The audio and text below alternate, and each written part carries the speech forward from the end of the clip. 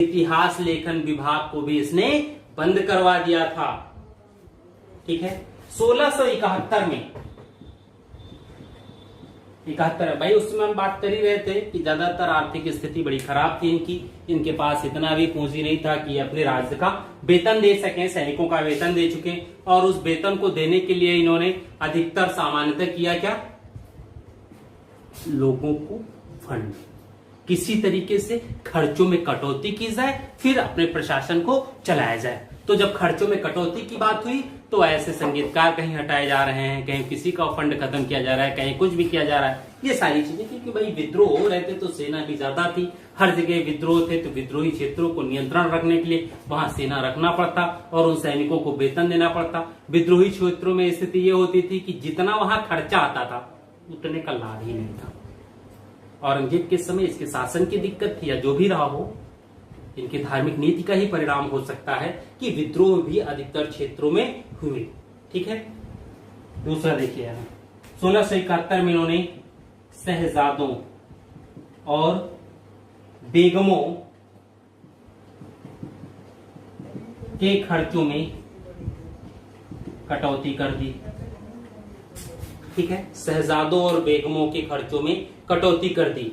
दरबारियों को रेशमी अंगरखे, है ना, वस्त्र पहनने की, दरबारियों को रेशमी वस्त्र पहनने की मनाही कर दी। ठीक है, ये सारी चीजें आई इनके समय, वस्त्र पहनने की मनाही कर दे रहे हैं। अब देखिए, मुहर्रम बंद करवा दिया 1669 में।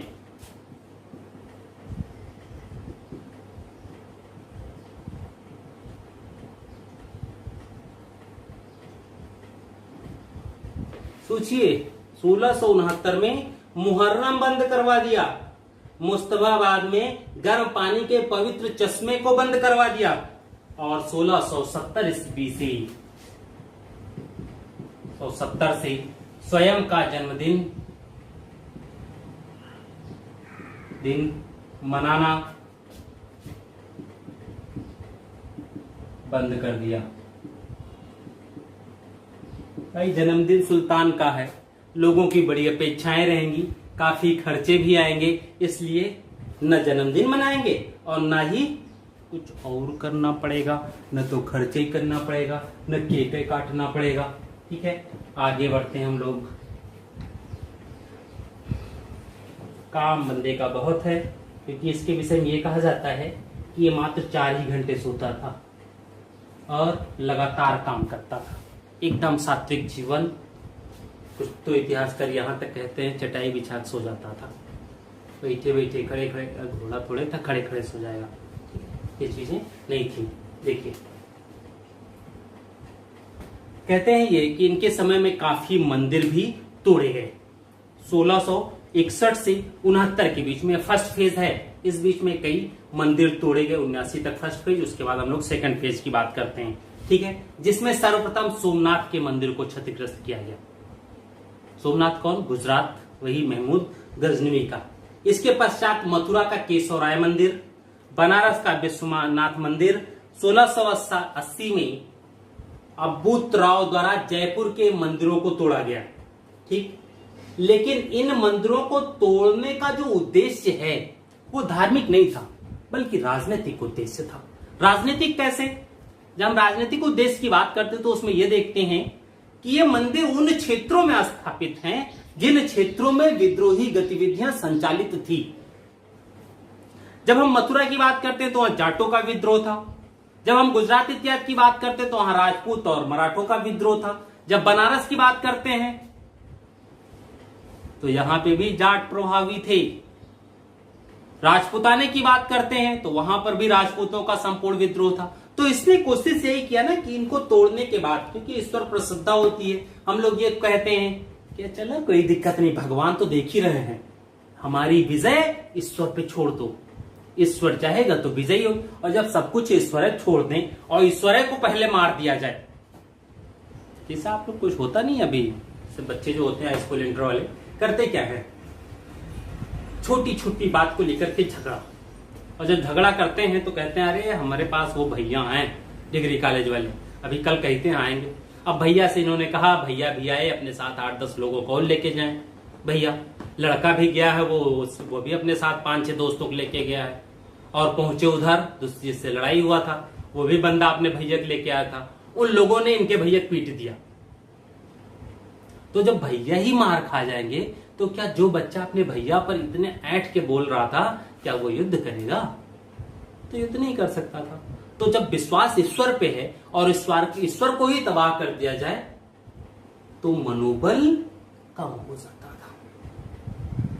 औरंगजेब ने भी इसमें यही चीज की, ज्यादातर जो औरंगजेब को बाइज्जत बरी करना चाहते हैं उसके धार्मिक नीति में, वो लोग यही कहते हैं कि ऐसा नहीं था, कुछ परिस्थितियां थी, कुछ राजनीति थी, इसकी वजह से उसने ये सब धार्मिक चीजें अपनाई। अगर ये सब चीज ना होती तो शायद वो ऐसा नहीं करता। लेकिन हम लोग जब शासक बनने से पूर्व की बात करते हैं तो ये देखते हैं कि उस समय भी औरंगजेब में कट्टरता विद्यमान थी। क्यों विद्यमान थी? स्वभाव था, नहीं ऐसा नहीं होता। ठीक है, अब देखिए जजिया।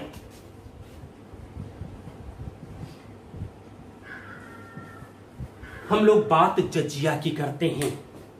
जजिया सबसे पहले औरंगजेब के द्वारा हटाया गया। लगाया किसने? मोहम्मद बिन कासिम ने सिंध विजय के पश्चात सिंध के हिंदुओं से जजिया की वसूली की। खराज वसूला, जजिया वसूला। फिरोज शाह तुगलक प्रारंभ में जजिया के अंतर्गत ब्राह्मण, बूढ़े, बच्चे, महिलाएं और विकलांग इत्यादि नहीं आते थे। लेकिन फिरोज शाह तुगलक ने जजिया ब्राह्मणों पर भी आरोपित कर दिया। और जब अकबर शासन में आया तो अकबर ने सबसे पहले 1564 में उसने जजिया कर को समाप्त घोषित किया। और जब अकबर ने जजिया कर को 1564 में समाप्त घोषित किया तो स्थिति क्या थी कि जजिया वहीं से समाप्त हो गया, बीच बीच में कहीं कहीं दिया जाता रहा। लेकिन औरंगजेब ने सर्वप्रथम 1679 में जजिया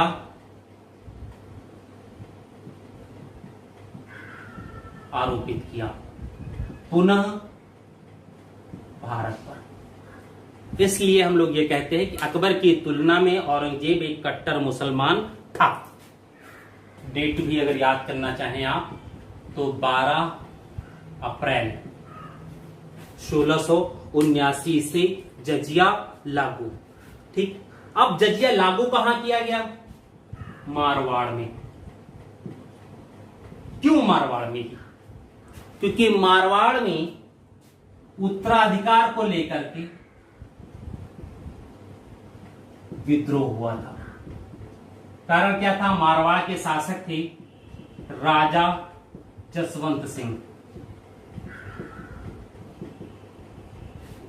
ठीक, राजा जसवंत सिंह काबुल यानी जमरूद, यहीं पर इनकी मृत्यु हुई थी, वहां थे। और इनकी जो रानियां थी वो थी लाहौर में। और मारवाड़ की संपूर्ण सत्ता राजा जसवंत सिंह के पुत्र पृथ्वी सिंह देख रहे थे। ठीक है, औरंगजेब ने इनको खिलवत भेजा, जो रेशमी वस्त्र होता था वो भेजा। कहते हैं वो जो वस्त्र भेजा वो विषैला था। और जब इन्होंने वस्त्र धारण किया तो इनकी हो गई मृत्यु। दूसरी तरफ आरोप लगता है औरंगजेब पर कि औरंगजेब ने राजा जसवंत सिंह को ही विष देकर मार दिया। और मारवाड़ की गद्दी राव इंदर सिंह को 36 लाख में बेच दी। ये मारवाड़ के लोग कैसे बर्दाश्त कर सकते? दूसरी तरफ लाहौर में राजा जसवंत सिंह की जो रानियां थी, इनकी मृत्यु के पश्चात तभी वही लाहौर में ही इन्होंने 2 पुत्रों को जन्म दिया, जिनमें से एक पुत्र ही जीवित रहा, एक की मृत्यु हो गई। जो पुत्र जीवित रहा नाम दिया गया अजीत सिंह। ठीक, अब तो जीवित है, अब तो जसवंत सिंह का उत्तराधिकारी है, तो जो पुत्र है सत्ता भी उसी को मिलनी चाहिए। तो जसवंत सिंह के सबसे विश्वास पात्र एक सेनानायक थे, नाम था दुर्गादास। कहते हैं दुर्गादास रानी और पुत्रों को लेकर के मुगल दरबार में पहुंचे। उन्होंने कहा कि ये पुत्र है जसवंत सिंह का और कोशिश किया जाए कि इसी को आप शासक बना दें, ठीक है। लेकिन औरंगजेब ने ये कहा नहीं, ये तो डुप्लीकेट है, ये उनका लड़का थोड़े है, ये उनका लड़का नहीं, ये तो जाली बच्चा तुम लेकर के आए हो, और मना कर दिया। साथ ही साथ कैद कर लिया नूरगढ़ किले में, किसको? रानी और अजीत सिंह को। कहते हैं दुर्गादास ने दिमाग लगाया, कैद से भागे, मारवाड़ पहुंचे और मारवाड़ में राजा अजीत सिंह को, जो कि एक अल्पवयस्क बालक थे, इनको उसने शासक घोषित किया। क्योंकि जनता जो है अजीत सिंह के प्रति, जसवंत सिंह के प्रति विश्वास पात्र थी, इसलिए जनता अजीत सिंह के पक्ष में आकर के विद्रोह कर देती है। इंदर सिंह जिनको बेचा गया था, ये भाग खड़े होते हैं, ठीक है, ये भाग खड़े होते हैं और यहीं से मारवाड़ का मुगलों के खिलाफ स्वतंत्रता संघर्ष शुरू हो जाता है। बाद में मारवाड़ के साथ मेवाड़ भी जुड़ जाता है राणा राज सिंह के समय। लेकिन जब मेवाड़ के राणा राज सिंह की डेथ हुई और मेवाड़ में राजा जय सिंह हुए तो उनसे संधि हो जाती है, क्योंकि पराजित हुए थे युद्ध में, उनसे संधि हुई और उन्होंने अपने आप को अलग कर लिया। लेकिन मारवाड़ लगातार अपनी स्वतंत्रता संघर्ष के लिए संघर्ष करता रहा और अंततः औरंगजेब की मृत्यु के बाद बहादुर शाह प्रथम ने राजा अजीत सिंह को मारवाड़ का शासक स्वीकार कर लिया। ये चीज हुआ भी, ठीक है। आगे बढ़ते हैं हम लोग।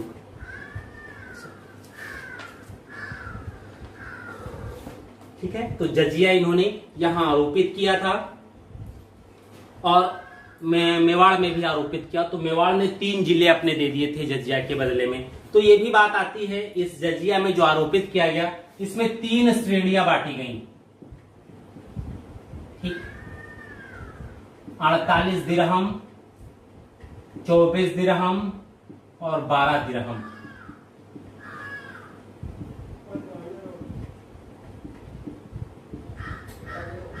ठीक, ये बांटा गया इसमें।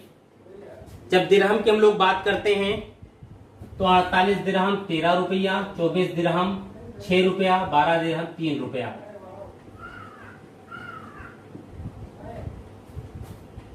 होना चाहिए 12 ही, लेकिन वो 13 है। तो रुपए में भी अगर कोई देना चाहे तो उसे ऐसे देना था। तो ये चीजें आ गई, बाद में ये सब चीजें चलती रही, बाद में फिर ये सब चीज खत्म हुई, ठीक है। अब हम आगे और बढ़ते हैं इनके समय में होने वाले विद्रोह।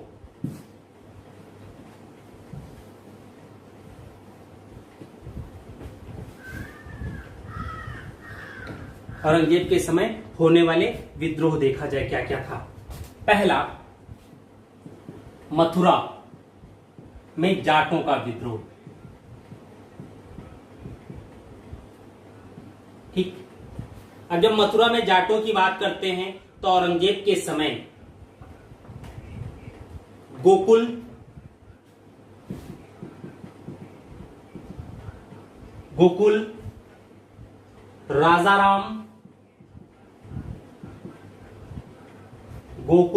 राजाराम, चूड़ामन और बदन सिंह, ठीक है, ये हुए। गोकुल ने क्या किया था, 1669 में 69 में मथुरा के जो सूबेदार थे, मुगल सूबेदार अब्दुल नबी, इसकी हत्या कर दी थी।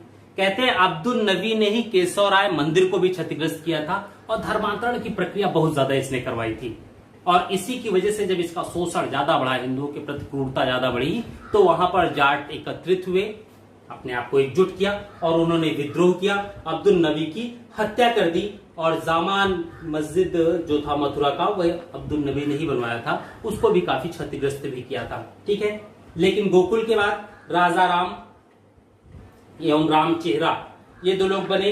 इन लोगों ने क्या किया, राजा राम ने, इन्होंने सिकंदरा में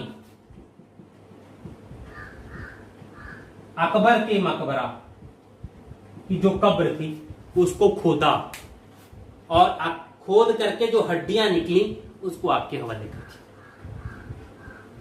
किसने? राजा राम ने। गोकुल ने क्या किया था, मुगल सूबेदार अब्दुल नबी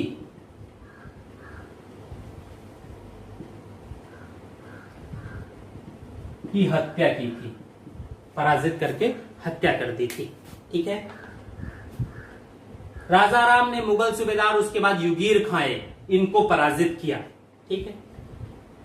फिर इनके बाद आए चूड़ामन।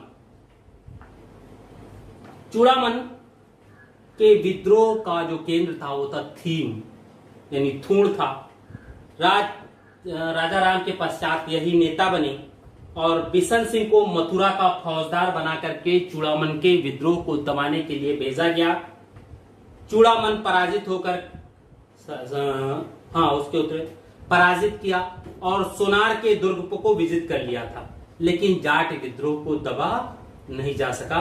बाद में चूड़ामन ने भरतपुर राज्य की स्थापना की, यानी चूड़ामन को भरतपुर जाट राज्य का संस्थापक कहते हैं।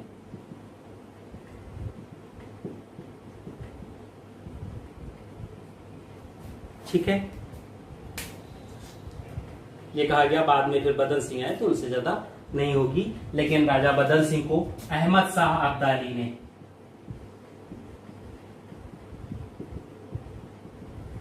अब्दाली ने राजा की उपाधि दी थी। तो ये चीज है, पहला ये हुआ। दूसरा विद्रोह सतनामी, दूसरा सतनामी विद्रोह। ठीक। तीसरा सिख विद्रोह। चौथा राजपूत विद्रोह।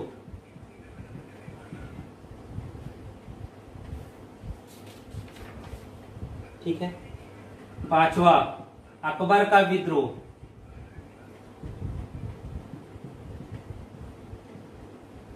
और मराठों का स्वतंत्रता संग्राम, ये तो जानते ही हैं। यूसुफ जाइयों का विद्रोह। यूसुफ जाइयों पर विजय कौन प्राप्त किया? अकबर ने। इसी यूसुफ जाइयों के खिलाफ युद्ध जो हुआ था विजय को लेकर के, उसी में अकबर के सबसे अच्छे मित्र महेश दास की मृत्यु हुई थी। ठीक है। फिर बुंदेलखंड का विद्रोह।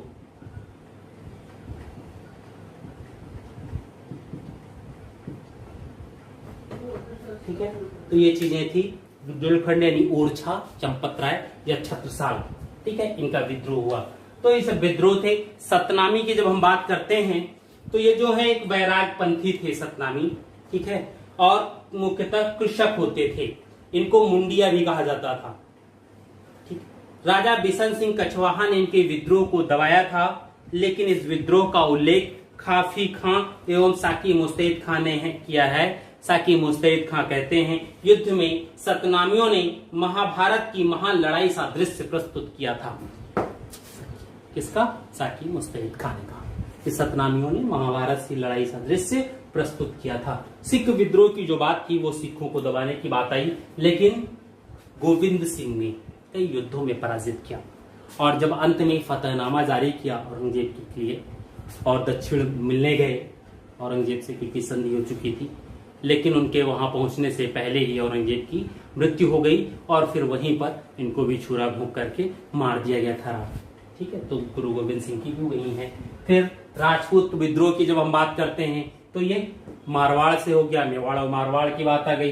अकबर, शहजादा अकबर का विद्रोह है 1681 ईस्वी में, उसके विद्रोह को भी दबा दिया गया और अंत में ये फारस भाग गए, जहां पर जमरूद नामक स्थान पर इनकी कब्र बना दी गई, मृत्यु हो गई। यूसुफ जाइयों का विद्रोह हुआ, ये कश्मीर के हैं, इन्होंने भी विद्रोह किया, इनके भी विद्रोह को दबाया गया। इन्हीं के साथ आफरीदियों का विद्रोह हुआ, ये भी अफगानिस्तान बॉर्डर के, इन्होंने विद्रोह किया। इनके भी विद्रोह को अकमल खान ने इनका नेतृत्व किया था, यूसुफजाइयों अफरीदियों के विद्रोह का, लेकिन इनके भी विद्रोह को दबाया गया और इन्होंने भी मुगल के साथ आ गए। ठीक है, जब हम बुंदेलखंड की बात कर रहे हैं तो बुंदेलखंड में चंपत राय इन्होंने किया था, और जब ज्यादा दबाव पड़ा तो इन्होंने मुगल आधिपत्य स्वीकार करने के स्थान पर आत्महत्या की। बाद में छत्रसाल हुए, और छत्रसाल कहते हैं कि औरंगजेब के खिलाफ औरंगजेब के साथ शिवाजी के खिलाफ युद्ध में गए थे, लेकिन जब शिवाजी के वीरता और उनके सिद्धांत को देखा तो इन्होंने औरंगजेब के पक्ष में युद्ध न करके शिवाजी के पक्ष में आ गए, और वहीं से ये शिवाजी से इतने ज्यादा प्रभावित हो गए कि अपने पूरे जीवन तक ये मराठों के साथ रहे। ठीक है, ये चीजें यहां आई। अब हम लोग औरंगजेब के दूसरे पक्ष को देखते हैं।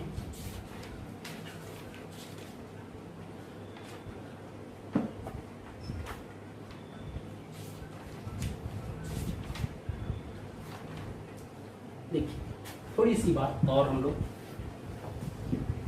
मराठे और औरंगजेब की बात कर लें। मराठे,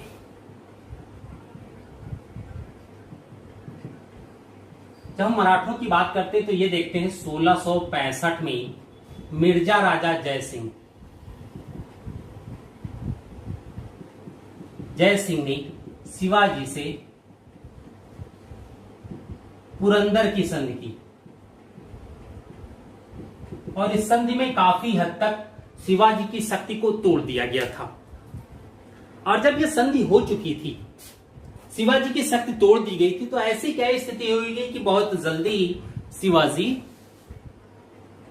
विरोधी हो गए। फिर हुआ क्या इसमें? शिवाजी मुगल दरबार में आए,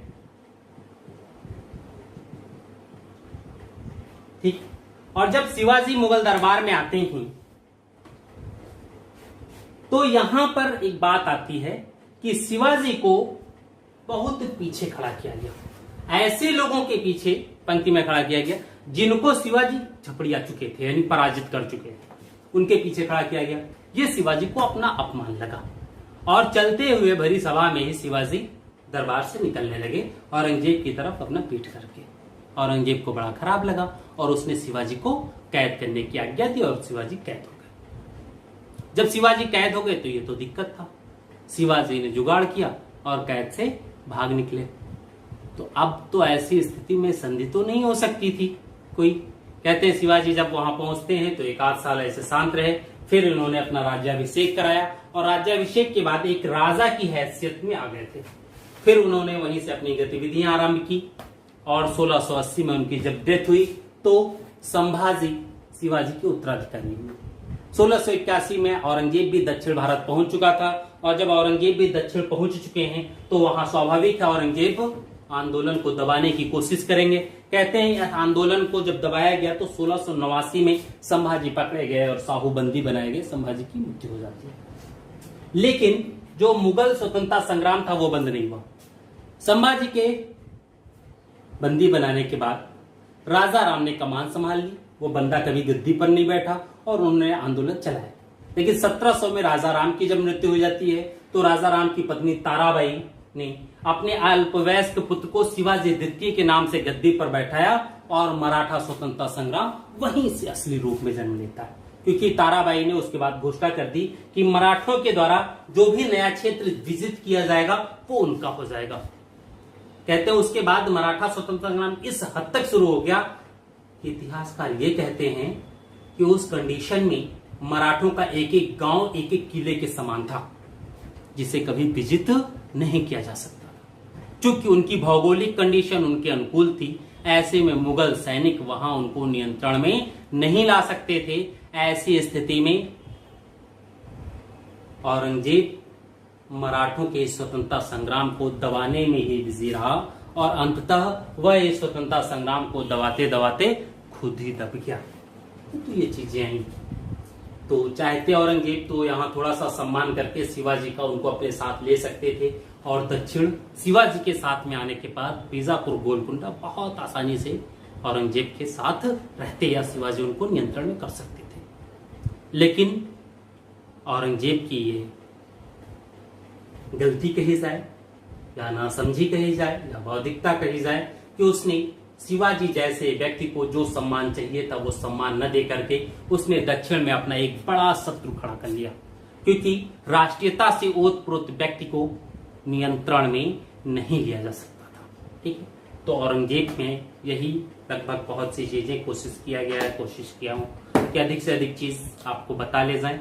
बहुत सी चीजें छुटी भी हैं जिसे हम लोग नेक्स्ट क्लास में भी कर सकते हैं, जैसे प्रशासन इत्यादि की बात तो हम लोग तो अलग से क्लास करेंगे, नेक्स्ट क्लास हम लोग नेक्स्ट डे। आज के लिए बस इतना ही। मुख्यमंत्री अभ्युदय कोचिंग क्लासेस से जुड़ने के लिए आप सभी को बहुत बहुत धन्यवाद। Thank you.